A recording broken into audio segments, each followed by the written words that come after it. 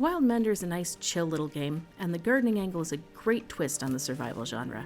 It does have some occasional tension, but overall things happen at a slower pace than most survival games, and if that sort of game intrigues you, this review is for you. It's online co-op only, so each player needs their own copy of the game. Right now, game joining is through a code join system. The devs hope to add both Steam Remote Play and game joining through Steam, but aren't sure yet if they can make that happen. Game currently supports 2-player co-op, but the devs plan on support for 4-player at launch. The feel of Wildmender is about halfway between a shared world and a co-op title. Players spend some of their time on the garden together, digging trenches for water, planting seeds, singing to plants, or even making compost, or setting up protection from enemies and hazards. Other times, players can work together on one of the quests to unlock more technologies and plants.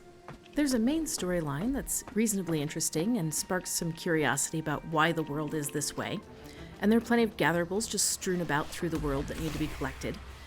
Most of the quests are just about getting to a location and doing a brief task, so having 2 people on the same quest is usually superfluous.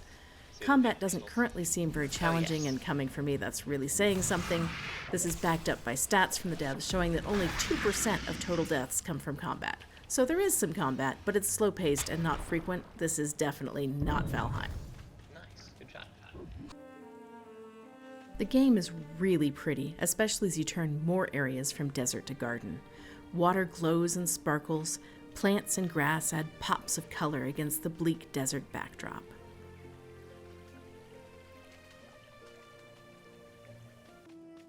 Your water meter is your main limit on how far out you can explore safely, and in an odd twist on the survival genre, that means you want to do most of your exploring at night, away from the burning desert sun. You'll want to plan ahead for journeys and start right as night begins, preferably after sleeping through the day. Most of your early journeys will be close calls getting back to base before sunup and running out of water. We noticed a shortage of food early on in the playthrough. This probably had to do with playing with 2 players, since you don't get extra starting resources for extra players. Exploring for amaranth grain earlier probably would have helped that. As it was, we both ran against the hunger meter several times and had to share food with each other to survive. Colton played through this game once on his own and then started again to play with me, and isn't enjoying the second playthrough quite as much.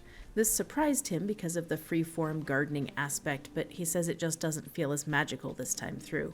He already knows how to solve the puzzle of the game, what technology he needs, and how to get it.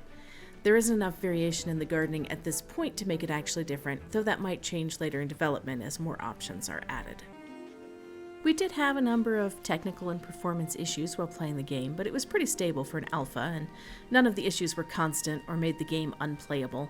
We did have frame rate drops a number of times, not constantly. We also had a repeating issue with navigating around nearby objects, causing our characters to clip wildly.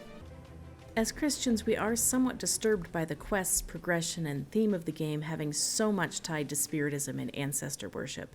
The spirit altar, making offerings at graves, and many things in the world being described in terms of their spirits and energy, especially since we didn't realize this would be a major theme going into the game. Colton liked this game and definitely considers it to be worth a playthrough.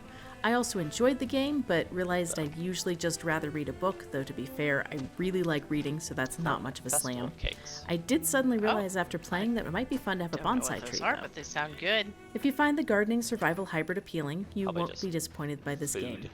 The devs are unsure about pricing at this time. Ooh, 3 sandstone. It's a sandstone.